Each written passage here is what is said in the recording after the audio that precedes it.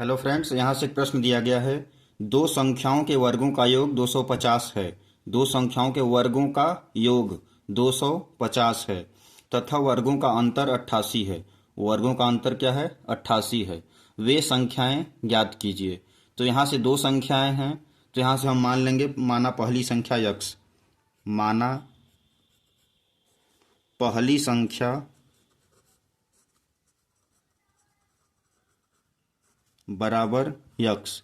हम पहली संख्या x मान लेंगे तथा दूसरी संख्या y, दूसरी संख्या y। पहली संख्या हम x मान लिए, दूसरी संख्या y। तो कह रहा है पहली शर्त के अनुसार दो संख्याओं के वर्गों का योग 250 है। यानी कि वर्गों का योग क्या है? 250। वर्गों का योग बराबर 250। तो वर्गों का योग यक्स स्क्वायर, यानी पहली संख्या का वर्ग कर देंगे तो यक्स स्क्वायर प्लस दूसरी संख्या का वर्ग वाई स्क्वायर बराबर 250। यही हमें कह रहा है। तो इसको हम मान लेंगे समीकरण 1।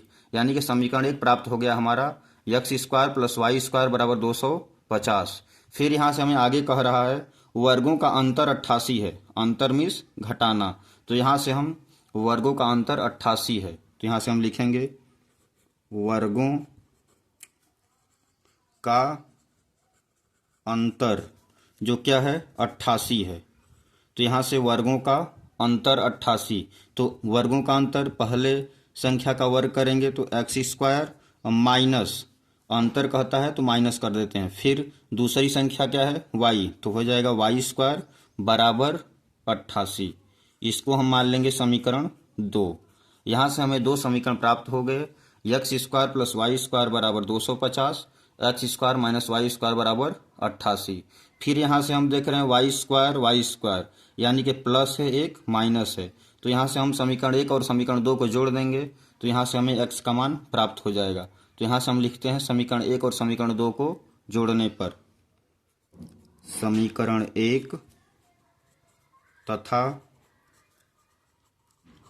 समीकरण 2 को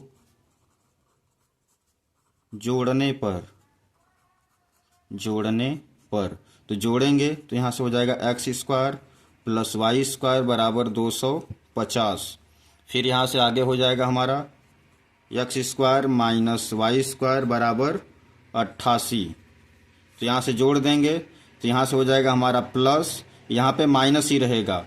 फिर यहाँ से हो जाएगा हमारा प्लस, और ये प्लस है माइनस है तो कैंसिल हो जाएगा क्योंकि वाई स्क्वायर है। फिर यहाँ से एक्स स्क्वायर जोड़ देंगे तो यहाँ से हो जाएगा हमारा 2x स्क्वायर बराबर 250 में 88 जोड़ेंगे तो यहाँ से आ जाता है हमारा 338।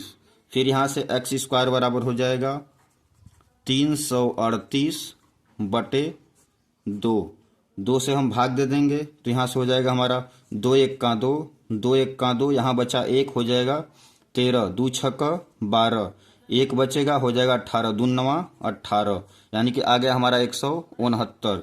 एक्स स्क्वायर बराबर 169। फिर यहाँ से हम क्या करेंगे? दोनों पक्षों का वर्गमूल ले लेंगे। तो दोनों पक्षों का वर्गमूल ले लेंगे तो एक्स स्क्वायर का वर्गमूल आ जाएगा x और 169 का वर्गमूल आ जाएगा हमारे यहाँ पे 13। 169 का वर्गमूल 13, क्योंकि 13 का वर्ग होता है हमारा 169, यानी कि x का मान आ जाएगा यहाँ पे 13। अब यही x का मान हम समीकरण 1 में रख देंगे। तो समीकरण 1 क्या है? X square plus y square बराबर 250। तो यहाँ से हम रख देंगे, यहाँ पे लिखेंगे x का मान समीकरण 1 में रखने पर x का मान समीकरण 1 में रखने पर।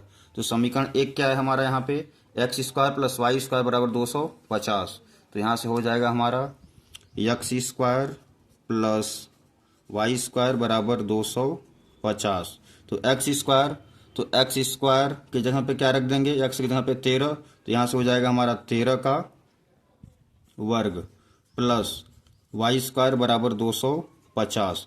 एक्स स्क्वायर 13 का वर्ग, यानी कि एक्स स्क्वायर के यहाँ पे हम 169 लिख सकते हैं, या 13 का वर्ग आ जाएगा यहाँ पे 169 169 प्लस वाई स्क्वायर बराबर 250। 50।